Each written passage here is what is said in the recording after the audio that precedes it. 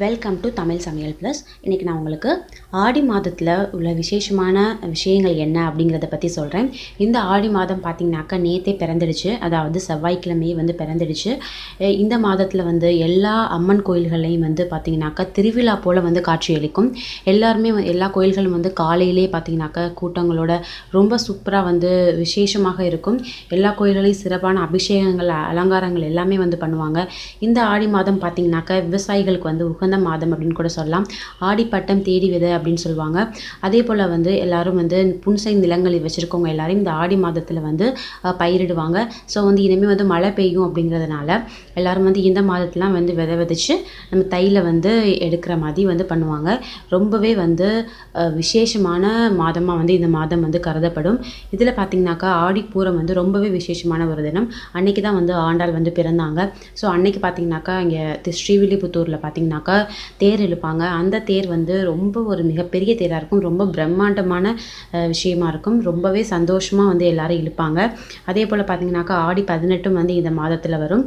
இதில் பார்த்திங்கனாக்கா நம்ம காவேரி ஆற்றில் எல்லாரும் போயிட்டு காவேரி தாய்க்கு வேண்டிக்குவாங்க. அதே போல் புதுமண தம்பதிகள் தாலி பெருக்குதல் இந்த மாதிரிலாம் பண்ணுவாங்க. சுமங்கலி பெண்கள் எல்லாரும் தாலி மாற்றிக்குவாங்க. இந்த மாதிரி எல்லா விதமான ஒரு சந்தோஷமான ஒரு மாதமாக கருதப்படும். அதே போல் எல்லா கோயில்களையும் வெள்ளிக்கிழமைகள் கூழ் ஊற்றுவாங்க. இந்த கேழ்வரகு கூழ் பார்த்திங்கனாக்கா ரொம்பவே சூப்பராக இருக்கும். இதை எல்லாரும் குடிக்கும்போது எல்லாருக்கும் பார்த்திங்கனாக்கா நல்ல ஒரு எனர்ஜி கிடைக்கும். அந்த அளவுக்கு சூப்பரான ஒரு கூழ் எல்லாரும் செஞ்சு கொடுப்பாங்க. ரொம்பவே சூப்பராக இருக்கும். நிறைய மக்கள் என்ன பண்ணுவாங்கன்னு பார்த்திங்கனாக்கா குலதெய்வ வழிபாடும் வச்சுருப்பாங்க. அதே போல் மாவிளக்கு செய்கிறது, பொங்கல் செய்கிறது, கொழுக்கட்டை செய்கிறது இந்த மாதிரிலாம் செய்வாங்க. ஆடி வெள்ளி பார்த்திங்கனாக்கா எல்லோரும் மஞ்சள், குங்குமம், வளையல், தாலி இதெல்லாம் வச்சு முடிஞ்சால் துணி கூட கொடுத்து சில சுமங்கலி பெண்களுக்கு பிரசாதமாக கொடுப்பாங்க. நெய்வேத்தியங்கள் நிறைய பண்ணுவாங்க. ரொம்பவே சூப்பராக இருக்கும் இந்த மாதம்.